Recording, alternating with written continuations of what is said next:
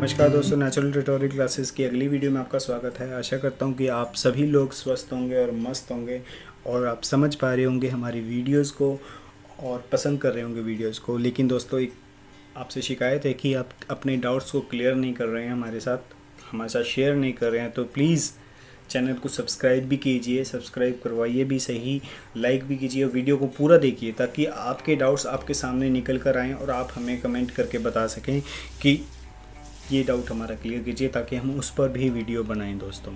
तो दोस्तों, अब तक के जो हम लेसन्स कर रहे हैं या अभी एक दो लेसन्स और हमारे आने वाले हैं, इन लेसन्स को करने का मकसद सिर्फ यही है कि हम कंप्यूटर के बेसिक कंसेप्ट्स के बारे में जान सकें। क्योंकि दोस्तों, हम कंप्यूटर को सीख तो जाते हैं, उनकी एप्लीकेशंस को भी सीख जाते हैं, हमें छोटी मोटी चीज़ें कमांड्स वगैरह भी क्लियर हो जाती हैं, लेकिन हम अटकते कहाँ हैं कंप्यूटर के अंदर। हम कंप्यूटर के अंदर वहाँ फंसते हैं जहाँ हमारे कंप्यूटर में कोई प्रॉब्लम आ जाती है किसी भी तरह की, या हमारी फाइल मिस हो जाती है, या हम भूल जाते हैं कि हमने फ़ाइल को सेव करके कहाँ रखा था। तो ऐसी जगहों पर हमारे साथ प्रॉब्लम्स आती हैं। तो ये सब चीज़ें कहीं बताई भी नहीं जाती हैं, अगर बताई भी जाती हैं तो इन शॉर्ट बताए जाते हैं। तो मैं आपको हर तरीके से प्रैक्टिकल करके और थ्योरेटिकल करके, सबसे पहले थ्योरेटिकल करके मैं आपको ये सब चीज़ें इन लेसन्स में बता रहा हूँ कि कंप्यूटर में कहाँ पर कैसे क्या चीज़ होती है और किस प्रकार से वो वर्क करती है। तो ये अब तक के लेसन्स में यही सब चीज़ें हमने सीखी थी कि कंप्यूटर की डेफिनेशन क्या है।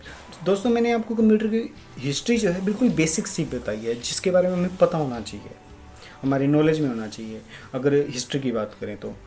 और अगर हम बात करें उसके थ्योरी पॉइंट्स की, तो मैंने सिर्फ वही पॉइंट डिस्कस किए हैं जिसको सुनकर या समझकर आप लोग फाइल मैनेजमेंट सीख सकते हैं। छोटी छोटी प्रॉब्लम आने पर आप किसी शॉप पर नहीं जाओगे, आप उसको खुद ही मैनेज कर सकते हो, खुद ही समझ कर उसको आगे कर सकते हो, कोई भी प्रॉब्लम नहीं आएगी दोस्तों। इन थ्योरीज़ का मतलब यही है सिर्फ, क्योंकि अगर आपने अब तक की वीडियोस देखी होंगी तो उसमें आपने देखा होगा कि हम हर एक उस चीज़ की बात कर रहे हैं जहाँ पर हमें आपने भी प्रॉब्लम फेस की होंगी दोस्तों। तो वही चीज़ें मैंने यहाँ पर डिस्कस की हैं। तो इसी प्रकार से मैं आपके सामने ऐसी छोटे छोटे पॉइंट्स डिस्कस करता रहूँ ताकि आप तब जाकर एप्लीकेशंस पे काम कर सकें। क्योंकि देखिए, अगर हम डायरेक्ट में आपको एप्लीकेशंस पे काम करवाने लग जाता और वहाँ कुछ प्रॉब्लम आती तो शायद आपको क्लियर ही नहीं होता कि अब हमें क्या करना है, आपको फिर कहीं ना कहीं किसी के पास जाना पड़ता। तो इसलिए आपको खुद पर डिपेंड बनाने के लिए मैं आपको ये सब थ्योरी पॉइंट्स बता रहा हूँ। तो दोस्तों, तो होप आपको ये सब चीज़ें अच्छी लग रही होंगी, सही लग रही होंगी और समझ में भी आ रही होंगी। तो दोस्तों, अगर आपको फिर भी कोई डाउट रहता है तो आप हमें कमेंट करके ज़रूर बताइए दोस्तों, और चैनल को भी सब्सक्राइब कीजिए। तो अब हम आगे बढ़ते हैं। तो दोस्तों, अब तक हम 1.7 लेसन्स कर चुके हैं। तो अब अगला लेसन हमारा है lesson 1.8, basic computer course lesson 1.8, जिसके अंदर हम मेमोरी यूनिट के बारे में पढ़ेंगे दोस्तों। जी हाँ, मेमोरी यूनिट क्या होती है। हमने जैसे पिछले में पढ़ा था मेमोरी कितने प्रकार की होती है, प्राइमरी मेमोरी और सेकेंडरी मेमोरी। पर हमें प्रॉब्लम यह हो रही थी दोस्तों कि मेमोरी को मापा किस में जाता है। देखिए दोस्तों, जितनी भी चीज़ें हैं उन सब का कोई ना कोई मेजर पॉइंट है, एक मेजर यूनिट है जिसके अंदर हम उस चीज़ को तोलते हैं, मापते हैं। जैसे कि कपड़ा मीटर में, जो भी हमारे फल फ्रूट्स होते हैं किलोग्राम, केजीज वगैरह, ग्राम्स में हम उसको मेज़र करते हैं। तो इसी प्रकार से दोस्तों मेमोरी को भी किया जाता है। दोस्तों, मेमोरी को मापने की जो इकाई है, यानी कि मेमोरी की जो यूनिट है, वो बाइट्स होते हैं। तो what is the unit of memory और how to measure a computer memory. Memory की यूनिट जो है वो बाइट्स होती है, और कंप्यूटर मेमोरी को मापने के लिए जो इकाई होती है वो कुछ इस प्रकार से होती है। सबसे पहले हम बात करते हैं यूनिट एंड इट्स डिस्क्रिप्शन। जितनी भी यूनिट्स होती हैं उसके डिस्क्रिप्शन के बारे में हम जानेंगे। तो जैसे कि मैंने बताया कि मेमोरी यूनिट जो है वो बाइट्स है। तो बाइट से पहले जो आती है वो बिट आती है। Smallest memory unit is bit, यानी कि मेमोरी को मापने की जो इकाई की सबसे छोटी इकाई है वो बिट होती है। ए bit is the smallest unit of data in a computer. एक जो बिट होती है वो कंप्यूटर के अंदर सबसे छोटी इकाई होती है। ए bit has a single binary value either 0 और 1। एक बिट के अंदर दो ही डिजिट आ सकते हैं, 0 या 1। 0 और 1 दो ही डिजिट इसके अंदर आ सकते हैं बिट के अंदर। तो यानी कि एक बिट का जो साइज़ होता है उसमें 0 और 1 ही आते हैं। तो दोस्तों अगर मैं 0 और 1 को डिस्क्राइब करूँ तो 0 और 1 क्या है? देखिए दोस्तों, कंप्यूटर एक इलेक्ट्रॉनिक मशीन है और जो कंप्यूटर की लैंग्वेज होती है वो बाइनरी लैंग्वेज होती है। कंप्यूटर हमारी इंग्लिश या हिंदी या कोई भी लैंग्वेज को नहीं समझ सकता। कंप्यूटर सिर्फ 0 और 1 को जानता है क्योंकि वो सिर्फ बाइनरी डिजिट जानता है। तो बाइनरी डिजिट कौन से होते हैं? 0 और 1। अब 0 और 1 ही बाइनरी डिजिट क्यों होते हैं? क्योंकि कंप्यूटर एक इलेक्ट्रॉनिक डिवाइस है। तो इलेक्ट्रॉनिक डिवाइस मतलब बिजली से चलने वाला डिवाइस। जो कंप्यूटर के अंदर जो बिजली फ्लो करती है, आपने देखा होगा वो प्लस और माइनस में फ्लो करती है। यानी कि एक लाइन होती है जो हमारी इस टाइप से चलती है, up down up down up down. जब वो लाइन नीचे होती है तो उसको इंडिकेट किया गया है 0 से, और जब वो ऊपर होती है तो वो 1। तो यानी कि ये 0 और 1 को ही कंप्यूटर जो है वो समझता है। ओके, तो 0 और 1 जो है वो एक बिट के अंदर आते हैं। क्लियर? तो बिट क्या होता है दोस्तों, आप ये समझ गए होंगे। ये एक बहुत ही इजी वे मैंने आपको समझाया है बिट के बारे में कि बिट एक्चुअली में क्या होती है। उसके बाद बिट के बाद जो इकाई आती है वो आती है nibble. A group of 4 bit is called nibble. अगर हम 4 बिट को एक साथ ले लें तो वो बन जाता है निबल। 4 बिट मीन्स 0 और 1 एक बिट, 0 और 1 2 बिट, 0 और 1 3 बिट, 0 और 1 4 बिट। तो जो 4 बिट होती हैं, 4 बिट के बराबर एक निबल होता है। क्लियर?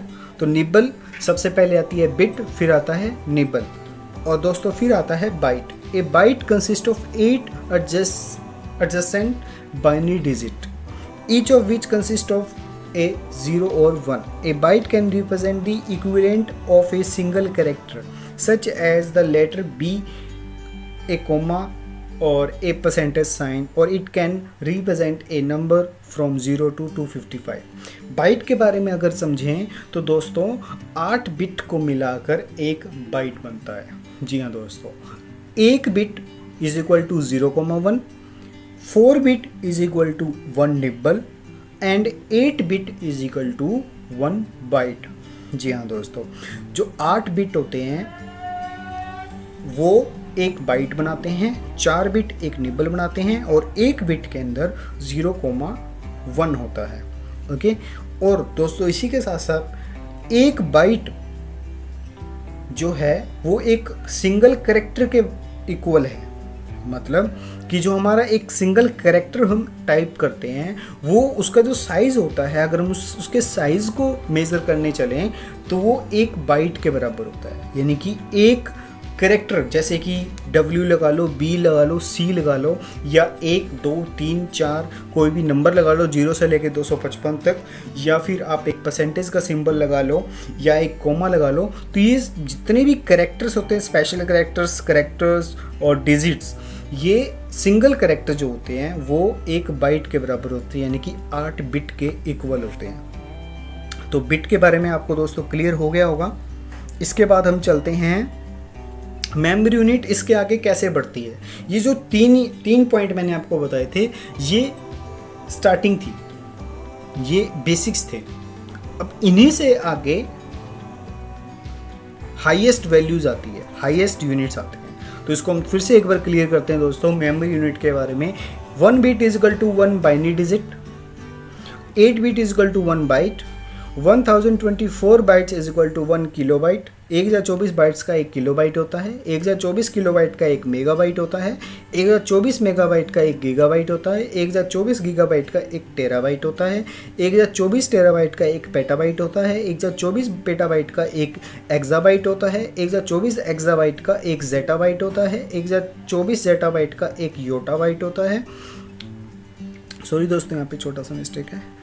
एक योटा बाइट होता है, 1024 योटा बाइट का एक ब्रोंटो बाइट होता है, 1024 ब्रोंटो बाइट का एक जियोप बाइट होता है।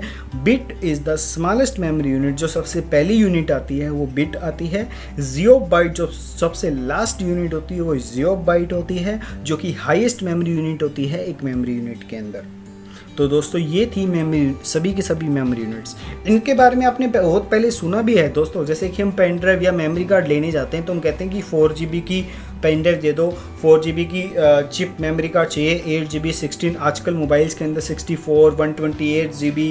तो ये GB, MB, KB, PB, zettabyte, exabyte, ये क्या है? ये सारी मेमोरी यूनिट्स हैं जिनके अंदर हम मेमोरी को मेज़र करते हैं। तो ये दोस्तों ये सब इन्फॉर्मेशन उन लोगों के लिए है जो बिल्कुल फ्रेशर हैं कंप्यूटर के फील्ड में, जो अभी अभी कंप्यूटर को समझना और सीखना शुरू कर रहे हैं। तो ये थी दोस्तों जानकारी मेमोरी यूनिट के बारे में। एक छोटा सी इन्फॉर्मेशन और मैं बताना चाहूँगा दोस्तों। एक lower case b is used as abbreviation for bits, यानी कि जो स्मॉल लेटर का बी होता है हम जब यूज़ करते हैं, लाइक के बी के अंदर अपने के कैपिटल लगा दिया और बी जो है स्मॉल लगा दिया, तो वहाँ पे वो बिट जो बी है वो बिट को इंडिकेट करता है। जबकि अपर केस का जो बी है, ये अपर केस का जो बी है वो रिप्रेजेंट करता है बाइट को। This is an important distinction since a byte is 8 multiply as large as a bit. एक बाइट जो होता है आप जानते हैं कि बिट से 8 गुना बड़ा होता है, क्योंकि 8 बिट का एक बाइट होता है, राइट दोस्तों। तो ये थोड़ा सा ध्यान रखिएगा। कभी भी आप अगर शॉर्ट फॉर्म यूज़ कर रहे हैं, अगर आप किलो बाइट लिखना चाहते हैं तो दोनों के दोनों लेटर्स के और बी दोनों लेटर्स जो हैं वो कैपिटल में होने चाहिए, किलो बाइट्स। क्योंकि अगर आप के आप कैपिटल में लिख देते हैं, बी स्मॉल में लिख देते हैं, तो वो किलो बिट्स बन जाता है। ओके दोस्तों, तो ये था आज का ये लेसन, जिसके अंदर हमने जाना कि मेमोरी क्या होता है, मेमोरी कितने प्रकार की होती है। अब तक पिछले लेसन में हम समझ चुके थे, और अभी हमने समझा कि मेमोरी को किस प्रकार से मेज़र किया जाता है।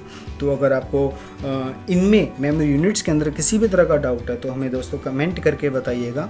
चैनल को सब्सक्राइब कर लीजिए, बेल आइकन पर क्लिक कर लीजिए, ताकि आपको नई नई वीडियोस का नोटिफिकेशन जैसे ही हम अपलोड करते हैं आपको मिल जाए और आप इजीली उसे समझ पाएँ। तो आज के लिए दोस्तों इतना ही। अपना ध्यान रखिएगा। स्टे होम, स्टे सेफ दोस्तों, एंड